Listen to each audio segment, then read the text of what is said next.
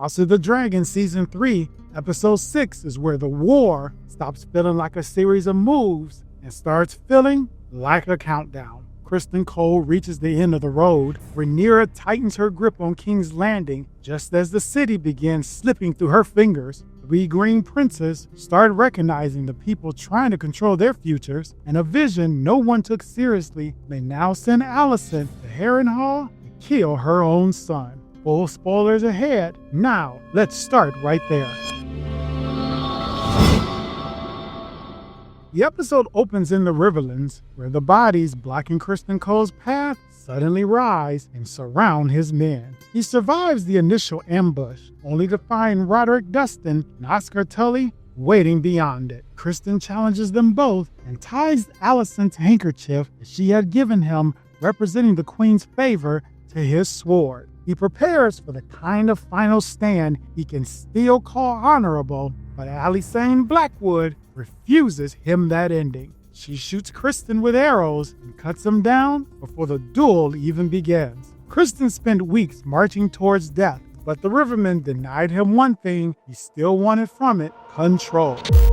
And in King's Landing, Rhaenyra responds to her own loss of control by tightening her hold on everyone around her. Alicent and Helaena are pulled from the walls, just as Daemon demands permission to burn Tumbleton in retaliation for Sir Luther and the murdered Gold Cloaks. Rhaenyra and the council rejects the open attack, and instead, she sends assassins disguised as Baratheon men after Ormund and orders Daemon to find the enemy operating within her city. Then, Alicent reveals the threat already inside the Red Keep. Helaena is pregnant. Alicent admits she tried to escape because another son by Aegon would become another claim against Rhaenyra. Rhaenyra orders them confined more closely. Alicent warns that Helaena cannot endure it, but hidden, the child is a secret. Seen by the realm, it becomes a banner people can gather behind. Rhaenyra calls Alicent a Hightower and an enemy of her court. And Alicent asks, what is she to Rhaenyra?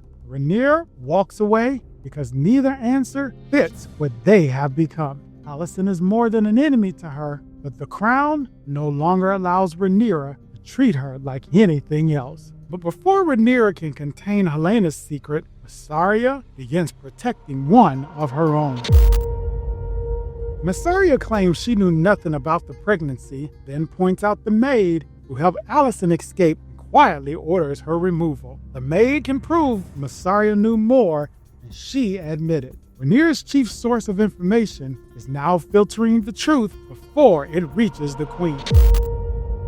Daemon returns to the massacre site, promising revenge, but the surviving Golden Cloaks are finished. They are unpaid, families are suffering, and someone is killing them for wearing Rhaenyra's colors. Daemon is offering vengeance, and what they need is protection. With the Gold Cloaks walking away, Alan asks Corlys for more Velaryon men. Corlys questions why he serves the queen who has not yet legitimized him, and Alan exposes the hypocrisy. As Corlys spent most of his life refusing to acknowledge or legitimize him.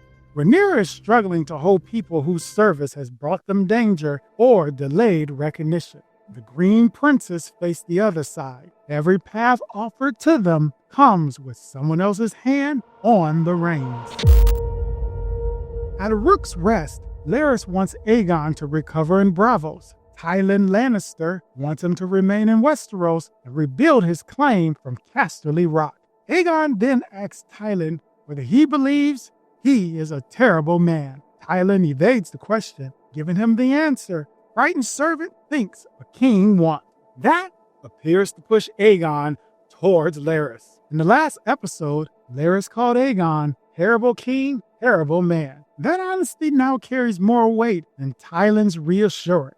And at Harrenhal, Aemond wants to find Vhagar, but Alicent urges that the dragon's absence is the only reason his enemies cannot find him. Vhagar turned the overlooked second son into the most dangerous piece on the board, but staying hidden protects Aemond, but leaves him increasingly dependent on Alicent. And at Tumbleton, Daeron tells Gawain that he hates what he is becoming around Ormund. He understands that Ormund's king would never rule independently. Then Daeron asks about Alicent. Ormund sees a future king, but Daeron is still a son wondering about the mother he hasn't seen in a long time. Aegon no longer trusts flattery. Daeron no longer trusts Ormund's promises. Aemond is still listening to Alice, while Helaena stitches what may be the cost of believing her. Helaena confronts Alicent about the lie that drew her into the hidden passage. Jaehaera was never waiting safely beyond the gate. Alicent insists she was trying to save Helaena, and Helaena asks whether Alicent was saving her or herself. Then Alicent studies Helena's tapestry and sees what appears to be Aemond bleeding at Harrenhal. Inside that same castle, Alice shows Aemond 5 eggs and claims they were laid by Dreamfyre during the years her first rider, Rhaena Targaryen, lived there. This Rhaena was the daughter of King Aenys I, granddaughter of Aegon the Conqueror, and mother of Aria, princess who disappeared on Velaryon and returned dying from horrors no one in Westeros could explain. And after Aria's death, Rhaena settled at Harrenhal for the final years of her life. Dreamfyre later bonded with Helaena. Alice calls herself the Lady of the Water and imagines Aemond as the Dragon Lord beside her. She is showing him what they could build together. Helaena may already be showing Alicent what it will cost them. While Aemond is offered a life at Harrenhal, Rhaenyra's position in King's Landing is becoming harder to hold. Back in the throne room, complaints about the unprotected streets keep piling up until Rhaenyra cuts herself on the Iron Throne. Her father Viserys was cut by those same blades in Season 1. That wound never healed properly, and as Viserys' body deteriorated, so did his ability to contain the division inside his house. And in Westeros, a cut from the throne is rarely treated like an accident. It becomes a verdict. Now Rhaenyra is bleeding on the same blades while King's Landing slips beyond her control. Daemon enters the streets disguised as a Gold Cloak and corners one of Ormund's insurgents. When he demands their numbers, the man claims they have none. Then he finds Ulf away from his post. Daemon knocks him down and threatens to take his eyes if he leaves the keep again. The punishment happens in front of the city and in front of the same girl previously seen speaking with one of Ormund's insurgents. Daemon advertises exactly where the rider's resentment can be exploited. In Tumbleton, Hugh tells his wife he became a dragon rider to give them a better future. But she remembers only that when she needed him, he was not there. Daemon has humiliated Ulf. Hugh has learned that new power cannot erase what his absence has cost. The episode is not turning them yet, but it is stripping away their reasons to remain loyal to the crown. Then Rhaenyra's quieter answer to Tumbleton falls apart. Her assassins enter wearing Baratheon disguises. One claims to be Aryan Baratheon in front of a man who knows Aryan. Gawain spots the lie immediately. The assassins are dead. Ormund is not. Rhaenyra rejected fire because she wanted a controlled strike. Instead, she handed Ormund proof she tried to murder him. While Ormund prepares his answer, Alicent brings Rhaenyra the first information that might change the war.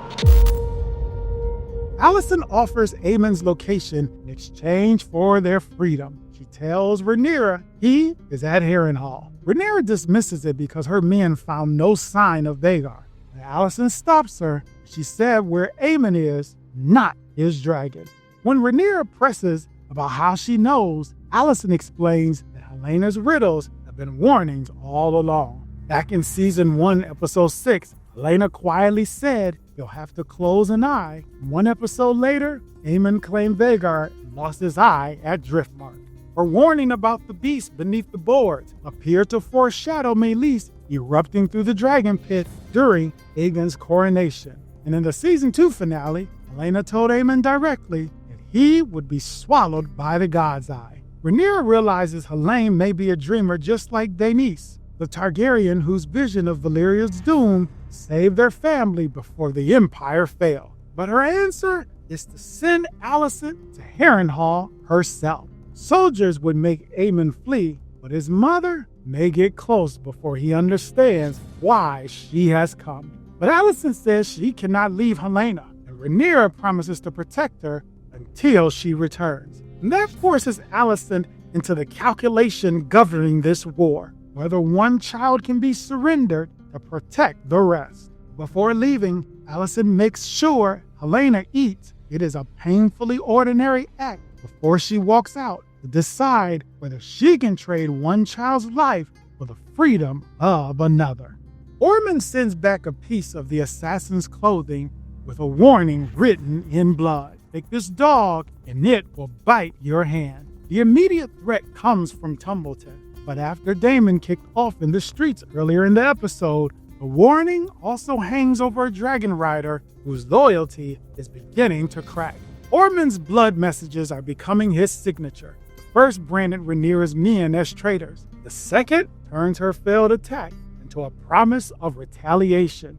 He is not just killing her pieces. He is deciding what their deaths mean, then sending that meaning back to her in blood. Then before King's Landing can receive the reinforcements it needs, Jon Roxton ambushes Corlys and his men. Rhaenyra tried to contain every threat without widening the war. Keep Helaena hidden, remove Ormund quietly, restore order in the streets, reinforce the capital. But by the end of the episode, Gold Cloaks have walked away, the assassins are dead, Corlys has been intercepted, and both dragon seeds are possibly closer to betrayal. Not toward one decisive battle, but towards several unstable pieces breaking loose all at the same time. So as we head into episode 7, that leaves one real question to ask. When Alicent reaches Harrenhal, does she kill Aemond, warn him, or turn the mission against Rhaenyra? What's your take on this episode? Drop it in the comments, and if you enjoyed this breakdown, like the video, subscribe to the channel, and if you're curious for more, click the video on your screen to watch the next breakdown now. This is Thrones and Ladders. Every climb has a cost, and in this Game of Thrones, power always collects.